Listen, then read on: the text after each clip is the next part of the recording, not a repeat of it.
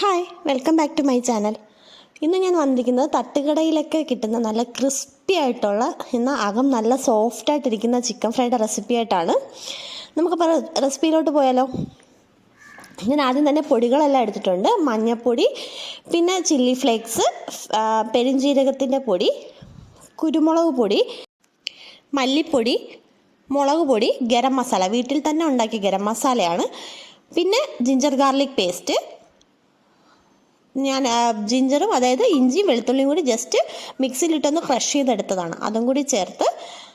പിന്നെ നമുക്ക് ചേർക്കാനുള്ളത് കുറച്ച് കറിവേപ്പിലയാണ്. കുറച്ചധികം കറിവേപ്പില ഞാനിതിൽ ചേർക്കുന്നുണ്ട്, കാരണം നമുക്ക് തട്ടുകടയിൽ നിന്നൊക്കെ മേടിക്കുമ്പോൾ അറിയാം നന്നായിട്ട് അതിൽ കറിവേപ്പിലയുടെ ഫ്ലേവർ എടുത്ത് നിൽക്കും. അപ്പോൾ അതും കൂടി ചേർത്ത് കുറച്ച് ഉപ്പും കൂടി ചേർത്ത്, അതായത് ആവശ്യത്തിനുള്ള ഉപ്പ്, ചിക്കനിൽ എത്ര ഉപ്പാണോ ആവശ്യം അത്രയും ഉപ്പ് ചേർക്കുക. അത് കഴിഞ്ഞതിന് ശേഷം തൈര് പെട്ടെന്ന് തന്നെ ഈ പൊടികളെല്ലാം നമ്മുടെ ചിക്കനിലോട്ട് പിടിക്കാനായിട്ട് ആവശ്യമായിട്ട് ആണ് തൈര് ചേർക്കുന്നത്. തൈരും കൂടി ചേർത്ത് പിന്നെ വിനീഗർ അല്ലെങ്കിൽ ലെമൺ ജ്യൂസ്, അതായത് നാരങ്ങ നീരോ അല്ലെങ്കിൽ വിനാഗിരിയോ ചേർക്കുക. ഞാനിവിടെ വിനാഗിരിയാണ് ചേർക്കുന്നത്. വിനാഗിരിയും കൂടെ ചേർത്ത് കുറച്ച് അരിപ്പൊടി, ഇടിയപ്പത്തിൻ്റെയോ അപ്പത്തിൻ്റെയോ അങ്ങനെ എന്തെങ്കിലും ഉള്ള നമ്മുടെ കയ്യിൽ എന്താണോ അവൈലബിൾ ആയിട്ടുള്ളത് ആ അരിപ്പൊടിയും കൂടി ചേർത്ത് നന്നായിട്ട് തിരുമ്മി പിടിപ്പിക്കാം. ചിക്കനിലോട്ട് നന്നായിട്ട് ഇതെല്ലാം തിരുമ്മി പിടിപ്പിക്കണം.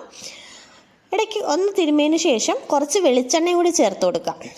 ശ്രദ്ധിക്കുക, വെളിച്ചെണ്ണ തന്നെ ചേർക്കണം. നമുക്ക് വേറെ റിഫൈൻഡ് ഓയിലൊക്കെ ചേർത്താൽ ചിക്കൻ്റെ ടേസ്റ്റേ മാറിപ്പോൾ. അതുകൊണ്ട് വെളിച്ചെണ്ണയും കൂടി ചേർത്ത് നന്നായിട്ട് തിരുമ്മി പിടിപ്പിച്ചതിന് ശേഷം ഒരു 30 മിനിറ്റ്, കുറഞ്ഞതൊരു 30 മിനിറ്റെങ്കിലും ഫ്രിഡ്ജിൽ സൂക്ഷിക്കുക.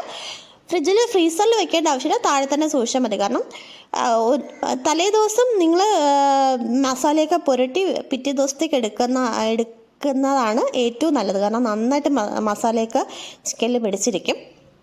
കുറഞ്ഞത് അരമണിക്കൂറെങ്കിലും വയ്ക്കുക.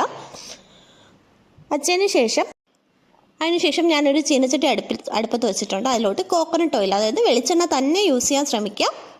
റിഫൈൻഡ് ഓയിലൊന്നും ഉപയോഗിക്കാതിരിക്കുക, എന്നാലേ അതിന് കറക്റ്റായിട്ടുള്ളൊരു ടേസ്റ്റ് കിട്ടത്തുള്ളൂ. എണ്ണ ഒന്ന് ചൂടായി വരുമ്പോഴേക്കും നമുക്ക് കറിവേപ്പില ഇട്ട് കൊടുക്കാം. കുറച്ച് കറിവേപ്പില ഇട്ട് കൊടുത്തതിന് ശേഷം ചിക്കൻ ഇട്ട് കൊടുക്കാം.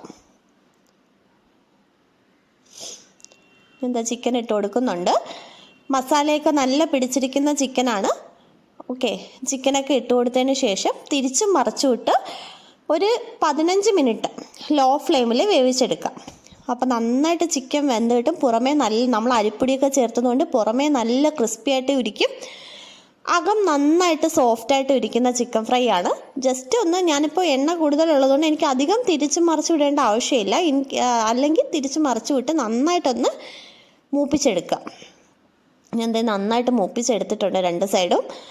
ഇനി നമുക്കൊരു പ്ലേറ്റിലോട്ട് മാറ്റാം.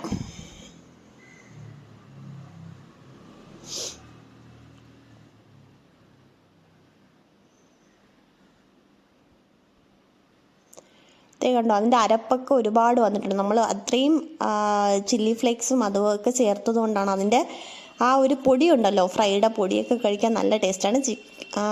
നമുക്ക് തട്ടുകടയിലൊക്കെ കിട്ടുന്ന അതേ രുചിയിൽ തന്നെ കിട്ടും. അടുത്ത സ്റ്റെപ്പ്, 3-4 സ്റ്റെപ്പായിട്ട് മാത്രമേ ഇത് വറുത്തെടുക്കാൻ പറ്റത്തുള്ളൂ.